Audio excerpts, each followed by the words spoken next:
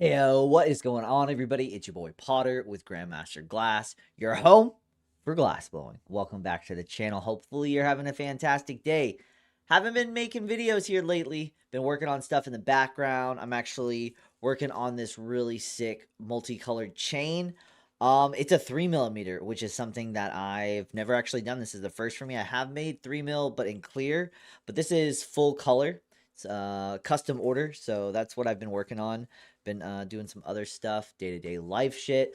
But I just wanted to talk with you guys today. I've been seeing a lot of stuff here on the internet, and I think it warrants a video, something to talk with you guys about. I have a couple bullet points that I have pulled together, and then I'm just going to kind of rip on each idea. And I highly encourage you to drop your comments, drop your thoughts, drop your ideas on, is the glass market dead? And I know it's dramatic and it's all crazy. Just right off the bat, I don't have a very negative viewpoint on it. I know a lot of people on the internet are going to be quick to say that, but I just want to bring up a few points, a few things to talk about, to think about. I'm just posing the question, and I want you to answer it by the end of the video. I want you to make your thoughts, to have your opinions, just like I do, but I'm going to try to give it to you as diplomatically as possible.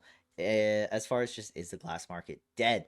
And I guess one of the tipping point for me for wanting to make this video and seeing all these comments and people saying things was Glass Vegas, my favorite event, the only glass event I've really ever gone to, has canceled, has ceased to exist.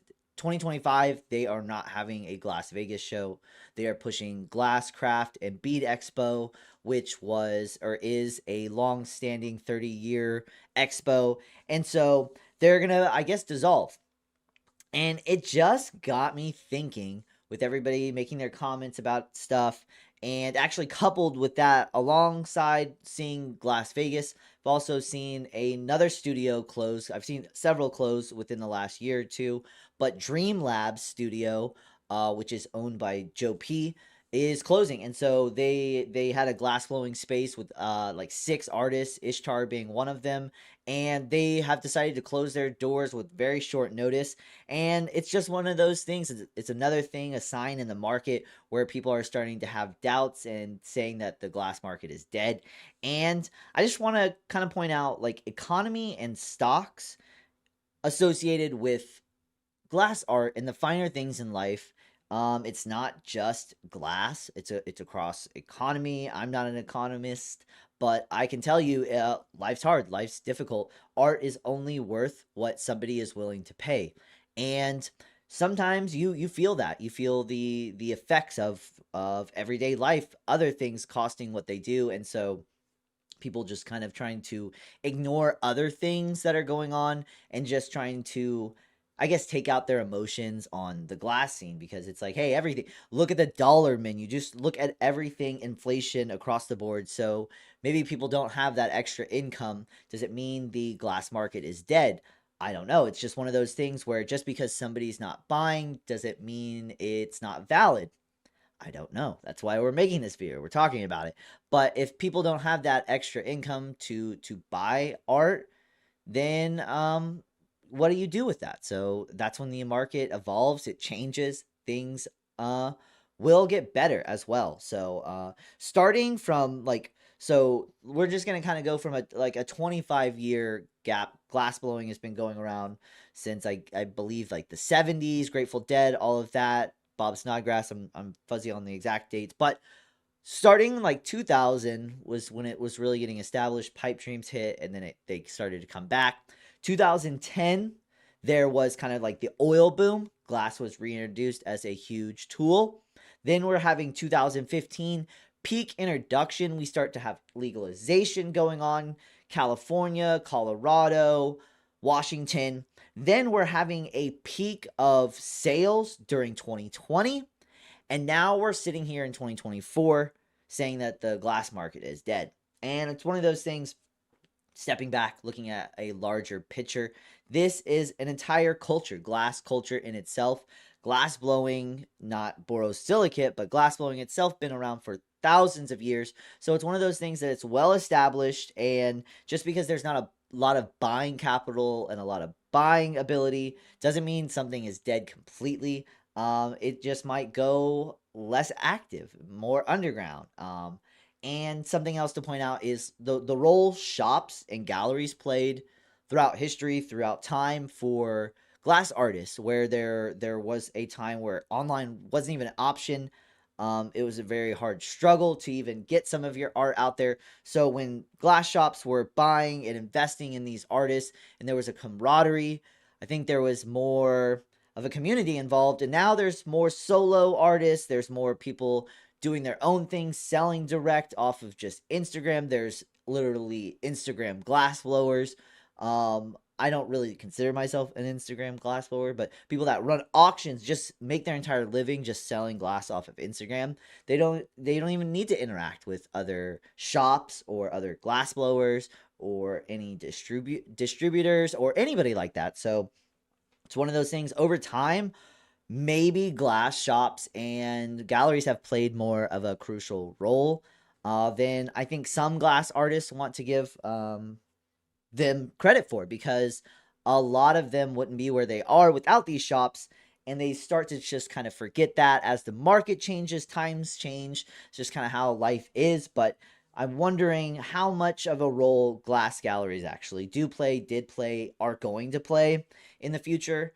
And then, like, why is somebody into glass?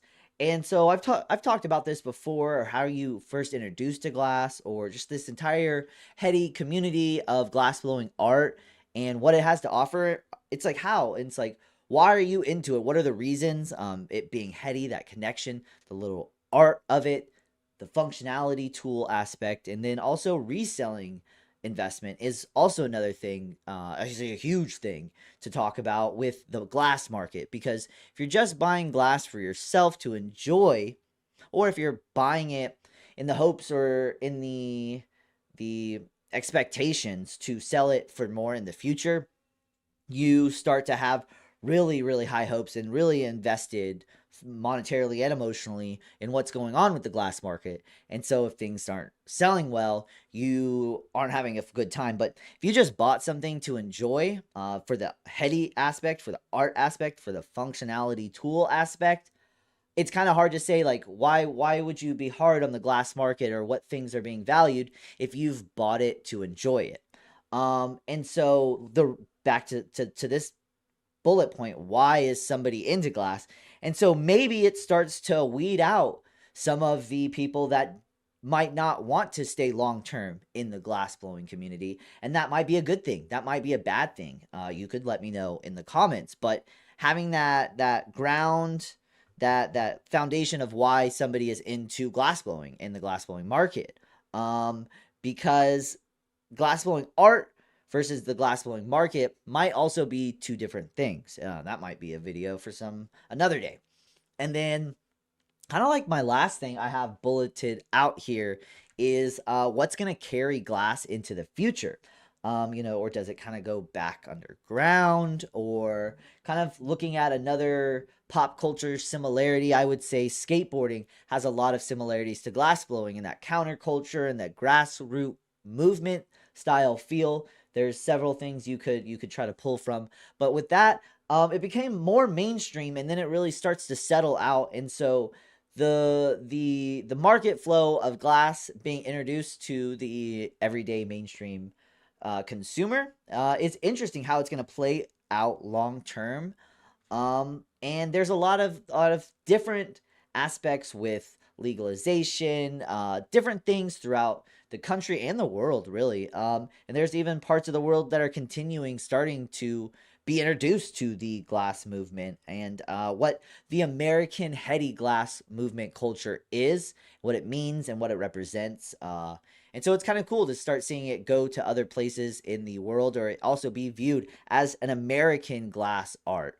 So I know even Corning Museum of Glass has begun to recognize borosilicate glass blowers and the things that they do. Salt, Banjo, Rhino, Joby, all those people, Coil, have been honored into places like Corning. So having that establishment in the mainstream glass culture is also good, so that it has that foothold to continue to be recognized. So I don't know, just trying to recap all of this. Is the glass market dead? That's such a like a heavy thing to say, but I continue to see people say things. I see things trending the way they are, just the way the world is right now. So I hope that Glass Vegas does make its return someday. The event that they cultivated was really cool. Where they had it originally at Bally's was awesome. I was lucky to go 2 years. The third year last year, it wasn't all that it was. So better that they called it than continue on. But fingers crossed they continue to make good shows in the future.